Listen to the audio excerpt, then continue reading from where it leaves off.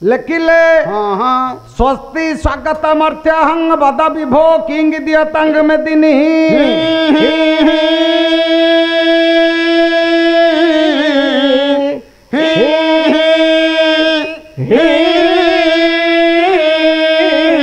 का मात्रा मम विक्रम त्रय पदं जलं दतं दियतं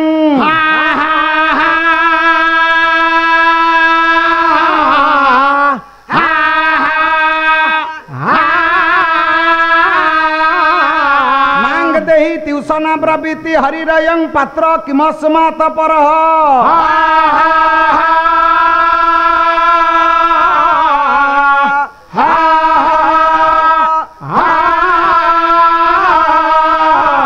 चेत्येव बलिनां चित्त मुख मुखे पायत जस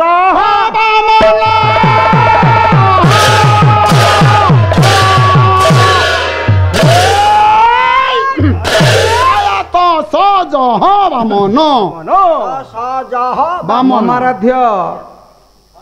चिर समानास्पद साहित्य अनुरागी सुधी दर्शक समाज आज्ञा पुराण तो सिने माँ मौसी कुना कुनी भाई भौणी जेते अनेक अपेक्षा करिसंती हे आत्मिक महोदय महोदय सांस्कृतिक अनुष्ठान जेतेबेले द्वितीय रजनी रे पदार्पण करिछि आम मानकर द्वितीय स्तबक सेकंड शो मन सर्वदा चंचल पुनर्बार पंच इंद्रिय मानक द्वारा परिचालित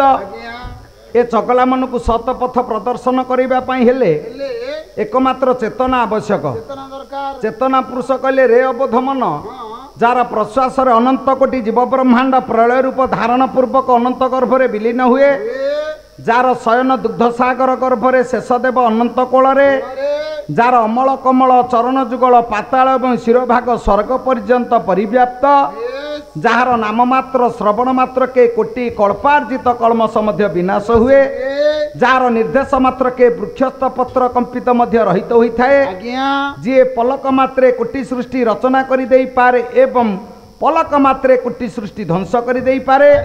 से चिरचिन्मय चिदानंदमय ब्रह्म विश्वपतिंकर चरणाश्रित जदि हबु धराधामरु मुक्ति पाइबु सर्वोपरि आपण मानक निकट गोटे श्लोक आवृत्ति करिछि ये श्लोकर कर्ता जी आसीबा आपण मानकर कल्याण करिवे सबुर आरंभ अच्छी तो शेष अच्छी मनीष जन्म होइछि मरिबो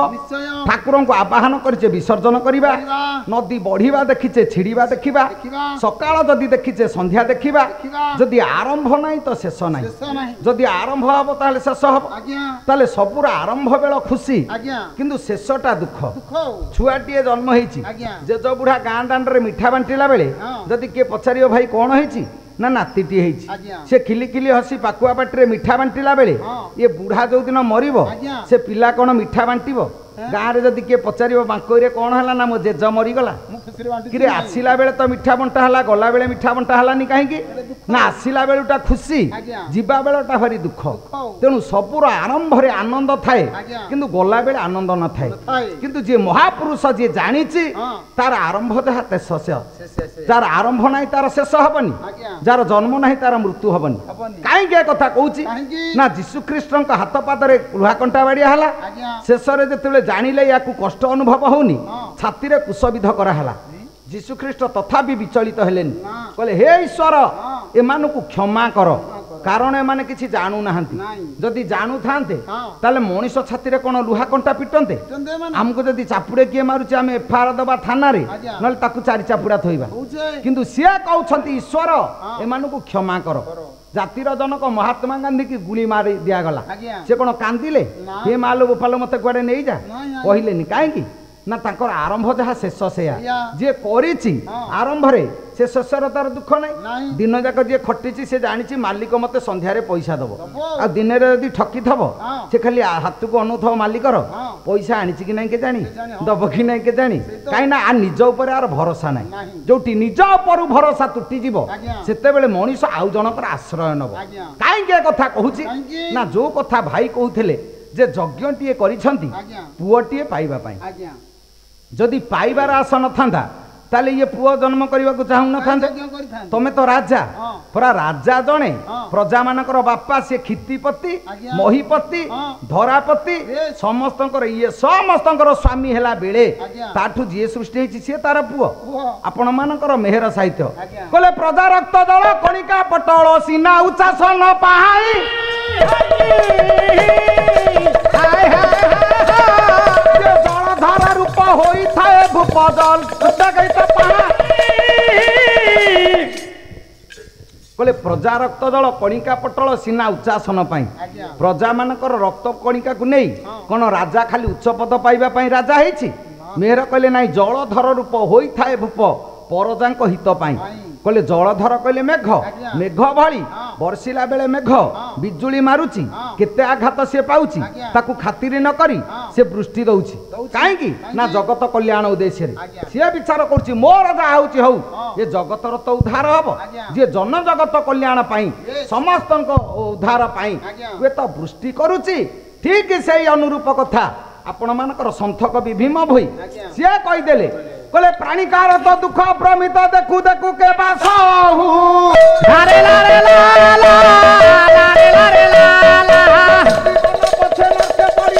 ଜଗତ ଉଦ୍ଧାର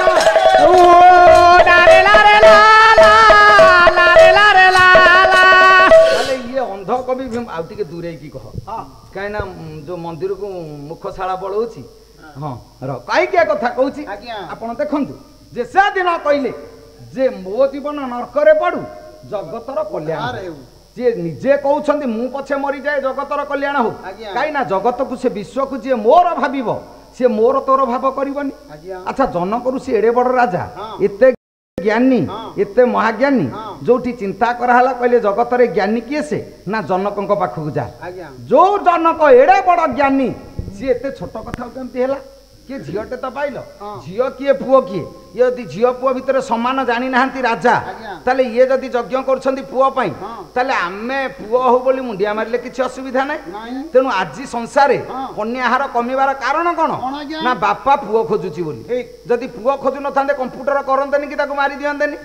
ତାହେଲେ ଯଦି ରାଜା ଚାହୁଁଛନ୍ତି ପୁଅ ହଉ ତାହେଲେ ଆମେ ଖୋଜିଲେ ବି ଅସୁବିଧା କିଛି ନାହିଁ। ତାହେଲେ ଝିଅ କାହାରି ଦରକାର ନାହିଁ, କିନ୍ତୁ ବୋହୁ ଭଲ ଦରକାର। କାହିଁକି କଥା କହୁଛି ସେ ଯୋଉ ରାଜା କରିଥିଲେ ଯଜ୍ଞ ପୁଅଟିଏ ପାଇଁ, କିନ୍ତୁ ଆଜି ଯୋଉ ଯଜ୍ଞ କଥା ମୁଁ କହୁଛି ଇଏ ଜଣେ ରାଜା ଗୋଟିଏ ଯଜ୍ଞ କରିଛନ୍ତି ଆଉ କିଛି ପାଇବା ପାଇଁ। ପାଇବାର ଲାଳସା ରହିଲେ ମଣିଷ ମନ୍ଦିରକୁ ଯିବ, ଯାହାର ପାଇବାର ଲାଳସା ନାହିଁ ସେ ମନ୍ଦିରକୁ ଯିବ କାହିଁକି? ସବରୀ କଣ ମନ୍ଦିରକୁ ଯାଇଥିଲା? ସିଏ ମନ୍ଦିରକୁ ଗଲାନି କାହିଁକି ନା ତାର ପାଇବାର ଲାଳସା ନାହିଁ। ତା ପାଖକୁ ପ୍ରଭୁ ଆସିଲେ କହିଲେ ନାଇଁ ତାରିଠୁ ନେବି। ଶ୍ରୀୟା ଚଣ୍ଡାଳୁଣୀ କଣ ଯାଇଥିଲା ଲକ୍ଷ୍ମୀଙ୍କ ପାଖକୁ? ତା ଘରେ ସିଏ ପୂଜା କରୁଛି, ଲକ୍ଷ୍ମୀ ଆସି ତା ଘରେ ହାଜର ହେଲେଣି। ବାଉରୀ ଦାସିଆ କଣ ନଡିଆ ନେଇକି ଜଗନ୍ନାଥଙ୍କ ପାଖକୁ ଯାଇଥିଲା? ଆମେ ନଡିଆ ନେଇ ଯାଉଛେ, ସିଏ ଦୁଆରେ ବସି ହାତ ଯୋଡ଼ିଲାଣି, ଲକ୍ଷ ଲକ୍ଷ ଭକ୍ତ ଉପରେ ହାତ ଲମ୍ବି ଆସିଲା। ବାଉରୀ ଦାସିଆ ନଡିଆ ନେଲା, ବ୍ରାହ୍ମଣ ମାନେ ଆଁ କରି ଚାହିଁଛନ୍ତି, କହିଲେ ପ୍ରଭୁ ଇଏ ଦାସିଆ ବାଉରୀ ନଡିଆ ସୁଆଦ ଲାଗିଲା, ବ୍ରାହ୍ମଣ ନଡିଆ କଣ ଭଲ ଲାଗିଲାନି? କିରେ ବ୍ରାହ୍ମଣ ନଡିଆ ଭଲ ଲାଗିବ କେମିତି? ଏ ତ ପେଟରେ ପେଟେ ଅହଙ୍କାର ଧରିକି ଯାଇଛନ୍ତି, ଆପଣ ଆଉ ଭଲ ଲାଗିବ କେମିତି ନଡିଆ? କହିଲେ କାହିଁକି କଥା କହୁଛି ନା ନଡିଆ ତାର ନେଇଛି ପ୍ରଭୁ ପାଖକୁ ଏମାନେ ଯାଇନାହାନ୍ତି, ପ୍ରଭୁ ଏମାନଙ୍କ ପାଖକୁ ଆସିଛି। କାହିଁକି ନା ଏମାନଙ୍କର ଶ୍ରଦ୍ଧା ଭକ୍ତି ଥିଲା। ଗୋଟେ ପଦ ଗୀତ ଗାଇଲେ, କହିଲେ ପବିତ୍ର ଜଳେ ପାଦ ଧୋଇ, ପବିତ୍ର ଜଳେ ଧୋଇ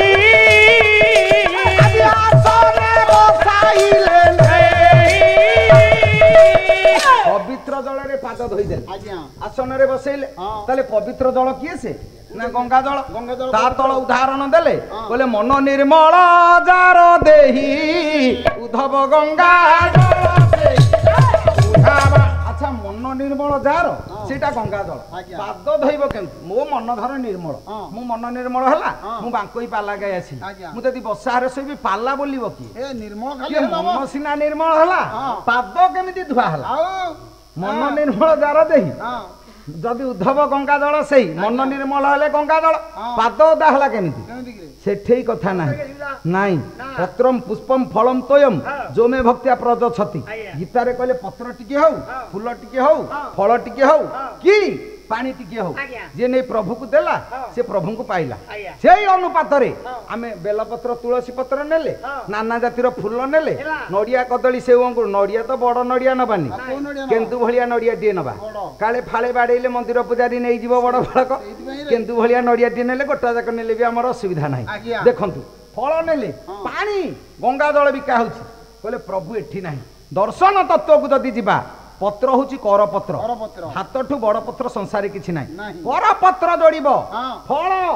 कर्म फल प्रभु जहा संचय करछि सब तो कृपारु ता पाद तले ओजाड़ी दबो तो फूल मन कुसुम मनठू बड़ फूल संसार किछि नाही मन कुसुम को ता पाद तले समर्पी दबो जल से होची मन निर्मल किए से ना आनंदाश्रु जोड़िए धार गढ़े दे जदि ता पाद को धोईदेल ताले प्रभु प्राप्ति हेबे आ मन निर्मल द्वारा दे उद्धव गंगा जल से गाईदेल शुणीदेलु आम सरिला काई कथा कहूची ना राजा से दिन जते यज्ञ करिसंती पाइबा लालसारे यज्ञ कले ताले राजा जनक किए से ना आपनकर बळी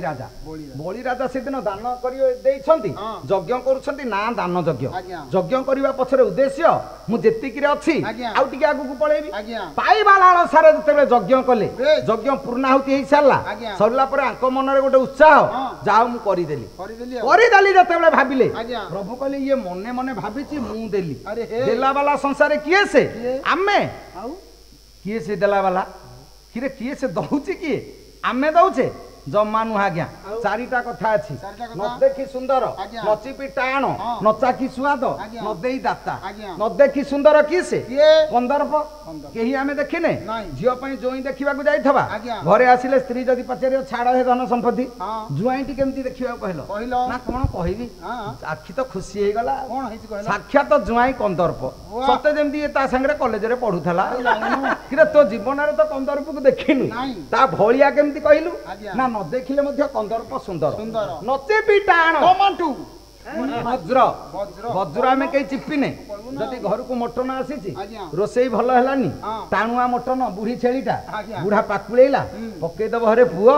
ए मटन कोठा आनिथिल करे वज्र भलिया टाण हेछि अच्छा बुढ़ा कोन हातुडी रे बाड़ी थला ना प्लास रे चिपी थला किछि नाही तो करे वज्र को तो तू चिपिन को बाड़ेइनु ता भलिया केंती टाण कहिलु ना नचिपिले मध्य वज्र टाणे नचाखी स्वाद अमृत भोजी खाई छंती आपण खाइला बेले जदी के पछरे भाई भोजी केमती हेतला ना खीरा साक्षात अमृत सते जेमती 20 30 टका टिफिन करथला सब दिन किरे अमृत का जीवन रे त हमें कई खाइने आ अमृत भलिया स्वाद केमती कहले ना नचा खिले मध्य अमृत आज्ञा स्वाद नदेई दाता विश्व रे जणे ता व्यतीत दाता केही नाही हमें सब दाता बोललो किंतु हमें दाता नुह काई कथा कहूची ना नदेई दाता नारायण बांकोई पाला चली तले पाला होउथला एबे भाड़िया हलानी आ 10 वर्ष पर जदी एठी छात पेंडाल हे जिवो जदी पछारु सारे ये मंच कौन छात तो हो गलानी ना हाँ प्रभु कृपारू ये तमें तो रड किनल सीमेंट किनल बाली किनल सटरिंग पैसा देल मिस्त्री मजूरी देल बाली सीमेंट कौन भगवान तुम बहुत है ना तो आ भगवान दयारू कौन ना नदेला मध्य विश्व जड़े दाता सी हूँ नारायण ता कृपारू सबू कहीं कथा कहूची ना जगत भितर सी जदि जानी था दाता किए से ताले बड़ी अहंकार करी न थांदा ना मु देई देली बोली भाबंतानी ताले जोठी सरीबो सेठू तार आरंभ हबो चिट्ठी आपण इति लिखि देले तापर आ धाड़िए लिखि परिबेनी किंतु सी सेठू आरंभ करिवो इति सरीला परे यज्ञ आरंभ बेले ता देखा नहीं शेष बेले कहला केमिति ये देइछि टिके देखिबा ये स्वा स्वा ध्वनि सुभे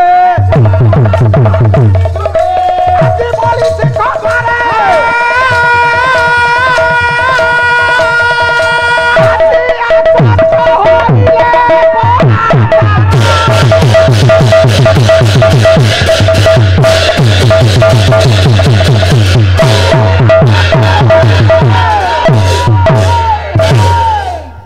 आश्चर्य हो गले स्वा स्वा ध्वनि कौन शुभिला पूर्णाहुति सरिलाणी यज्ञ कुंडली भेई देलुनी आमे भाड़िया भांगी घर को आसिलुनी ये किए से स्वा स्वा हला अरे की शुभिला कौन राजा टिके विरक्ति हेले कहले यार कौन काल बेल जना नहीं समय ज्ञान नहीं ये कौन असमय आसी स्वा स्वा कहलानी तथापि राजा चिंता कले कहले 12 वर्षर तपस्या सुखुआ लांजरे सरी जीव किए से हेले तो जणे डाकुची आपण 10,000 लोक पे रोसई करथांतु जणे जदी खाई नथबो से गां सारा बिकिबो कि भोजी करथिला कि रे पाइलानी तेनु से जनक सत्यानाश कर दबो राजा कहले नाइ नाइ विरक्ति हबनी से जिए हो जेमिति होची आउ टिके देखिबा जिबा से किए से एते तो देलिनी आ कोन जण को देई परिबिनी द्वारे आसी पहुंचिले देखिला बेलू आश्चर्य कथा टिकी ब्राह्मण छुआटी आज्ञा ये देखी दे रूप को चिंता कले राजा कहले मु विरक्ति हवाटा ठीक नुह टिकी पिलाटी तो आसु आसु बोधे डेरी हो गला यज्ञ शेष हो गलानी होला ये पिलाटा कौन मुझे पारिबिनी राजा सेठी आसी पहुंचले पूर्व विधि विधान अनुसार ये तो सुवर्ण झरी रे पानी नहीं एतिकी बकटे पिला बोली न भागी तेणु एड़े बड़ राजा सी जाउछंती कोन ना तांको पाद धौत करबा पय आपण मानकर कवि मंजुल कृष्ण प्रसाद बसु बसु साहित्य रो गोटा पद आपण मानको सुनौछि से दिन राजा पाद धौछंती कहले अतसी कुसुम सम तार मनोहर